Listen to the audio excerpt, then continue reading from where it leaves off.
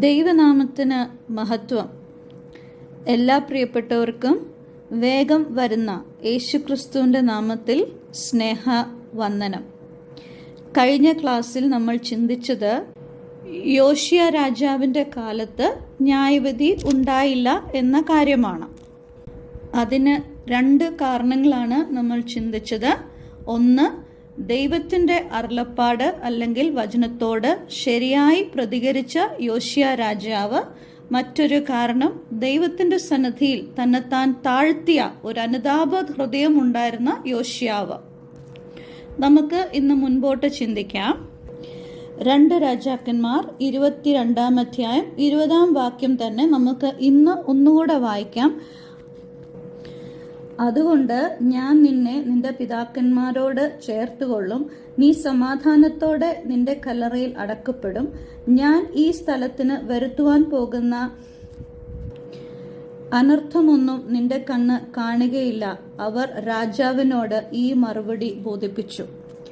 ഇതേ കാര്യം 2 ദിനവൃത്താന്തം 34-ാം അധ്യായത്തിലും നമുക്ക് വായിക്കുവാൻ കഴിയും.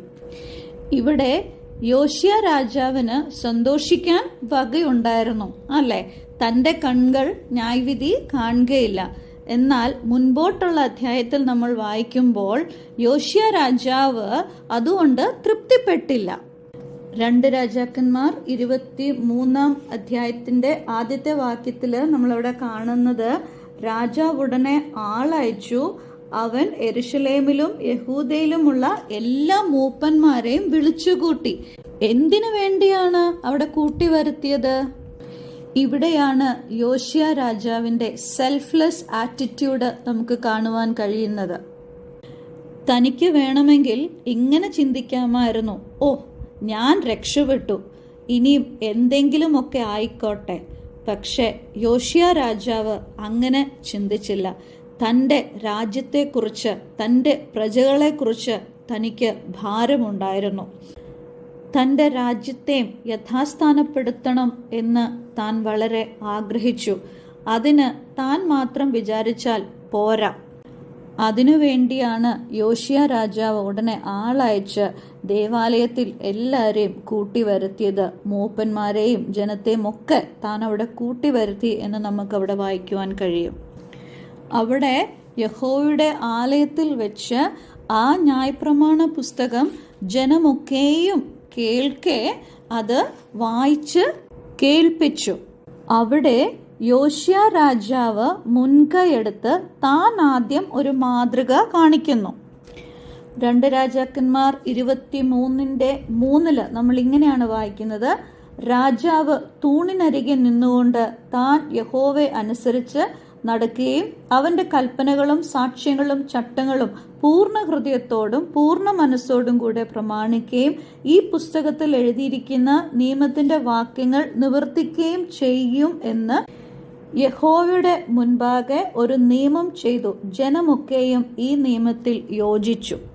ഇവിടെ ഒരു കവനന്റ് റിന്യൂവൽ നടക്കുന്നതായിട്ട് നമുക്ക് കാണാം. ഇവിടെ യോശിയ രാജാവ് ആദ്യം തൻ്റെ തീരുമാനം പബ്ലിക്ലി അറിയിക്കുന്നു. അതിൽ താൻ ഉറച്ചു നിൽക്കുന്നു. അങ്ങനെ ചെയ്തപ്പോൾ ജനമൊക്കെയും ഈ തീരുമാനത്തോട് യോജിച്ച് നിൽക്കുന്നു. ഇസ്രായേൽ മക്കളുടെ ചരിത്രം ഒന്ന് നമ്മൾ നോക്കിയാൽ പലയിടങ്ങളിലും ഇവർ ഇതേപോലെ ദൈവസന്നിധിയിൽ തീരുമാനങ്ങളും ഉടമ്പടികളും എടുക്കുന്നതായിട്ട് നമുക്ക് കാണുവാൻ കഴിയും. 1 ശമൂവേൽ 7-ാം അധ്യായം നോക്കിയാൽ ശമൂവേൽ പ്രവാചകന്റെ കാലത്തും ജനം ഇതേപോലെ ഒരു ഉടമ്പടി ചെയ്യുന്നതായിട്ട് നമുക്ക് കാണാം. യോശുവയുടെ പുസ്തകം 24-ാം അധ്യായത്തിൽ യോശുവ ഒരു തീരുമാനമെടുക്കുന്നുണ്ട്, ഞാനും എൻ്റെ കുടുംബമോ ഞങ്ങൾ യഹോവയെ സേവിക്കും. ആ തീരുമാനത്തോടും അവിടെ ഇസ്രായേൽ മക്കൾ യോജിക്കുന്നതായിട്ട് നമുക്ക് കാണുവാൻ കഴിയും. പ്രിയമുള്ളവരെ, ഇവിടെ ഞാൻ ഓർമ്മിപ്പിക്കുവാൻ ആഗ്രഹിക്കുന്ന കാര്യം, പലപ്പോഴും നമ്മുടെ ജീവിതത്തിൽ നമ്മൾ രക്ഷിക്കപ്പെട്ടു, നമ്മൾ നിത്യജീവന്റെ അവകാശികളായി തീർന്നു, അതിൽ നമ്മൾ തൃപ്തിപ്പെട്ട് ജീവിക്കുന്നവരാണ്. എന്നാൽ നമ്മുടെ കർത്താവ് നമ്മളെ ഒരു വലിയ ദൗത്യം ഏൽപ്പിച്ചിട്ടുണ്ട്. ഇവിടെ യോശിയ രാജാവ് താൻ മാത്രം രക്ഷപ്പെടുന്നതിൽ തൃപ്തി അടയാഞ്ഞതുപോലെ തനിക്ക് തൻ്റെ ജനത്തിനെക്കുറിച്ച് ഭാരമുണ്ടായതുപോലെ പ്രിയമുള്ളവരെ, നമ്മുടെ ചുറ്റും നശിച്ചു പോകുന്ന ജനങ്ങളെപ്പറ്റി നമുക്ക് ഭാരമുണ്ടോ? പ്രിയ സഹോദരിമാരെ, നമ്മുടെ ചുറ്റും ഒന്ന് നോക്കിക്കേ. നമ്മുടെ കുടുംബങ്ങളിലും ചുറ്റുമുള്ളവരിലും എത്രയോ പേര് ഈ യേശുക്രിസ്തുവിൻ്റെ സ്നേഹത്തെ അറിയാതെ പോകുന്നു. യേശു കർത്താവ് നൽകുന്ന രക്ഷയും അവൻ്റെ സ്നേഹത്തെയും അവനിലുള്ള സമാധാനത്തെയും അറിയാതെ നമ്മുടെ പ്രിയപ്പെട്ടവരിൽ തന്നെ എത്രയോ പേര് ഉണ്ട്, അല്ലേ? അവരെക്കുറിച്ച് നമുക്ക് ഭാരമുണ്ടോ?